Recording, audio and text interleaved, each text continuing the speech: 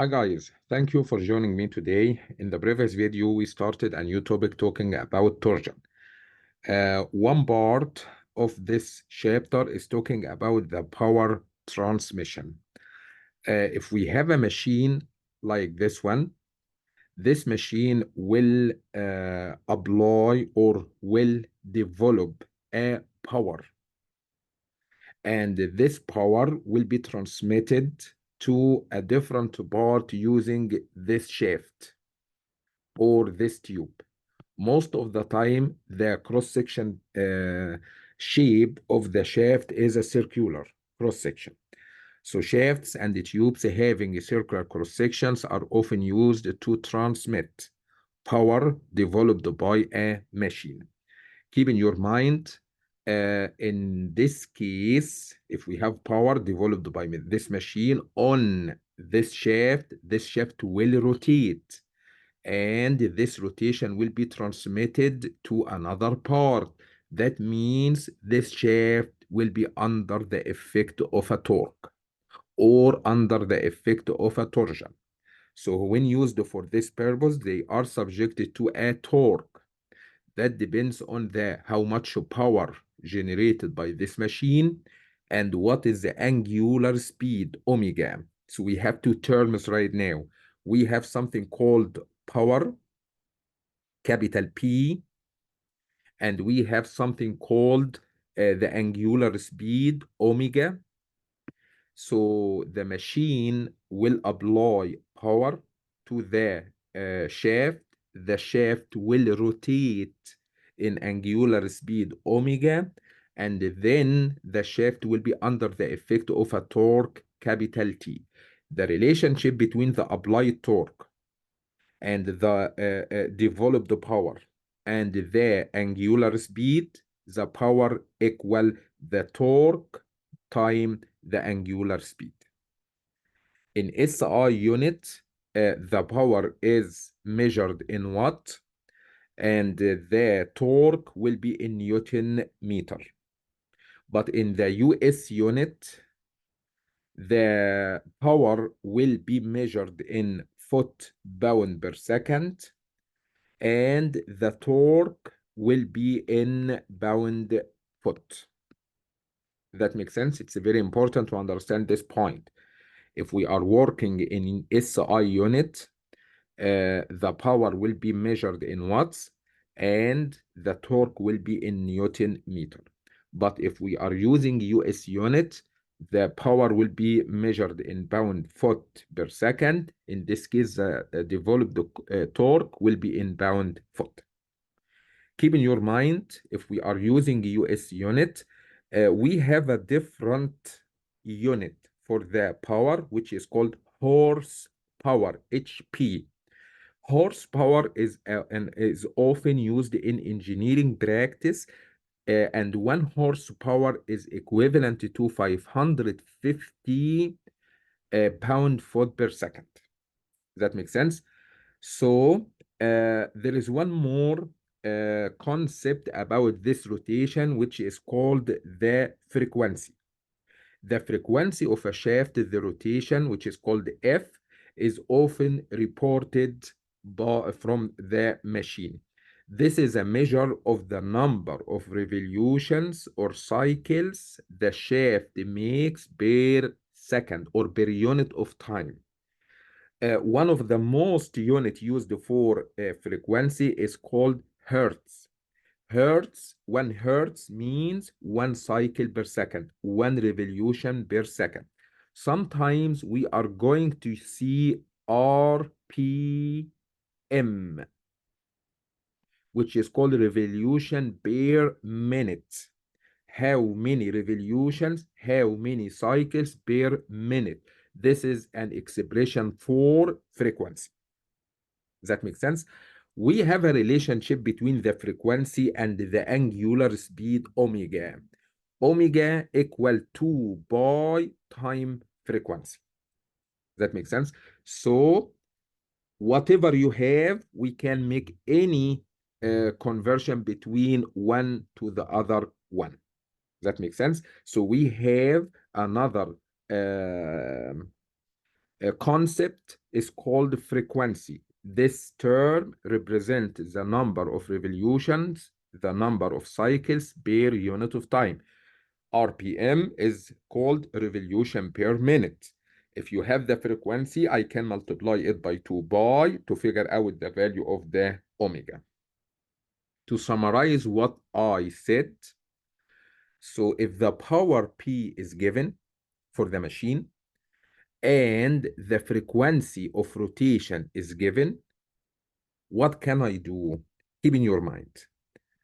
First of all, the omega, the angular speed equal to pi time f. So I'm gonna use the frequency time 2 pi to figure out the omega. Once you get the omega, keep in your mind the power which is given equal this omega time T, capital T, which is the torque. So I can figure out how much torque will be applied to the shaft. Once you get the torque, keep in your mind the tau due to this torque equal T time C divided by G. If we assume this tau is the allowable shear stress and rearrange this expression that we covered before, we can say J divided by C equal T divided by tau allowable. That makes sense? Just I rearranged the equation that we covered before. So if the material, the allowable shear stress of the material is given, and I figured out how much torque coming from the power transmitted by the shaft and the frequency, and C is the radius, J is the polar moment of inertia, then I can design my shaft. Keep in your mind and remember, for a shaft with a circular cross section with a radius R, the C value equal the R, the radius, and your J value equal pi divided by 2 times this radius to power 4. Does that make sense? So we have an example. We are given a machine connected to this shaft AB, and this machine will develop a power equal 5 HP. HP means horsepower. You can convert this horsepower by multiplying 5 times 550, can give you the value of the power in terms of pound-foot per second. So 5 times 550, I got 2,750. 2,750 pound-foot per second. And keep in your mind, this motor or this shaft is rotating with a frequency equal. So the frequency is given by 175 RPM, revolution per minute. So if you would like to figure out the value of the omega, the angular speed equal to by frequency, 2 pi time f. So here is 2, here is pi time f. I'm gonna divide it by 60. Why? To be revolution per second. So I don't like minutes, so I converted it to a number of revolutions or number of cycles per second. So I divided it by 60 times 2 pi. You can get the angular speed, which will be in feet per second. So 2 times pi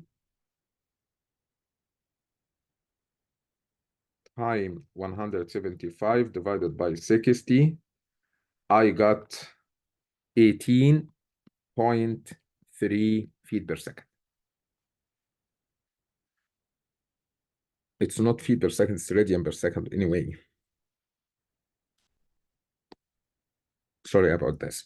Once you get your omega, I can say the power equal the applied torque time omega. So the power, which is 5 horsepower, will be 2750 equals the developed torque time the angular speed 18.3. The only unknown in this equation is the applied torque will be in pound foot. So 2750 divided by 18.3, I got the value of the torque 150.3 pound foot. That makes sense? Keep in your mind the material of this shaft is steel, and this material has allowable shear stress tau allowable equal 14.5 KSI. We need to determine the required diameter of the shaft. This shaft is a circular shaft. What will be the diameter of this shaft? So right now we have a shaft with diameter which is unknown, and we need to figure out this diameter. The applied torque on this shaft equal 150.3 pound foot. The tau allowable for the material of this shaft is given by 14.5 KSI.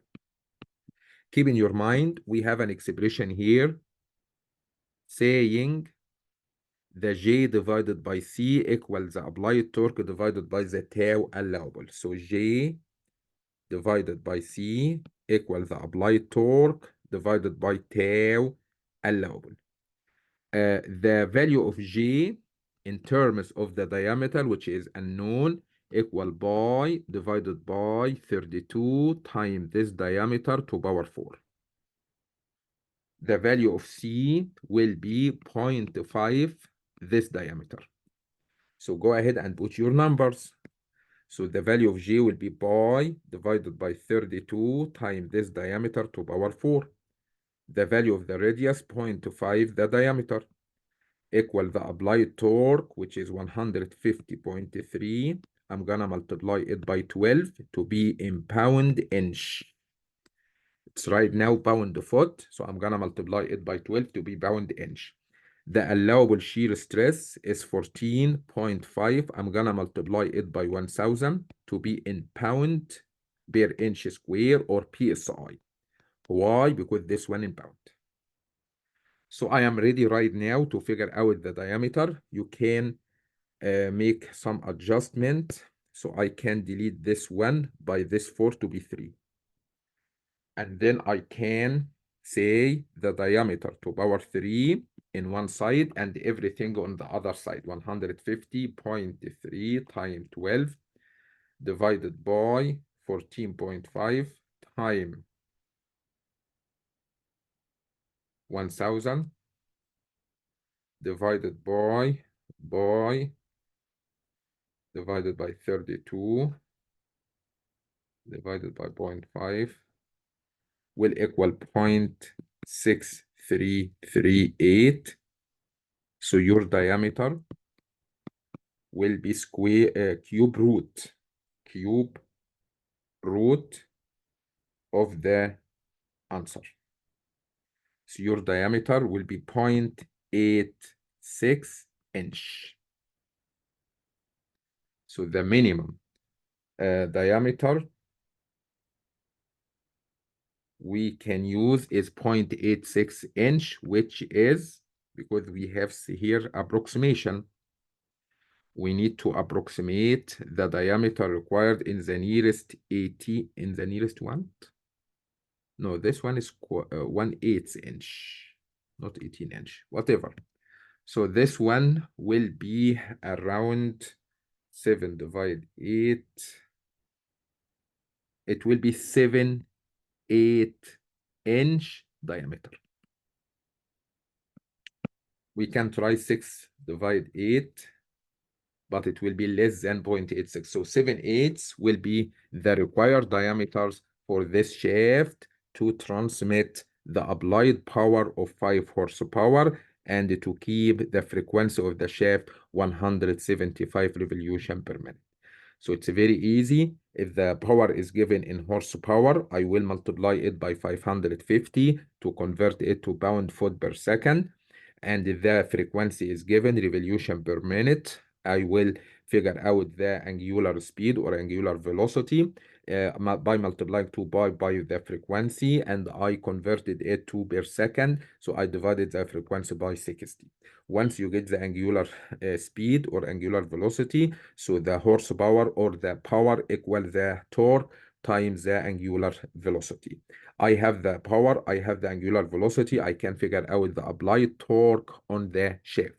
Once you get the applied torque, keep in your mind, I can use this one to design your shaft. The G, polar moment of inertia, divided by the radius of the shaft equal the applied torque divided by the tau allowable, the allowable shear stress of the material.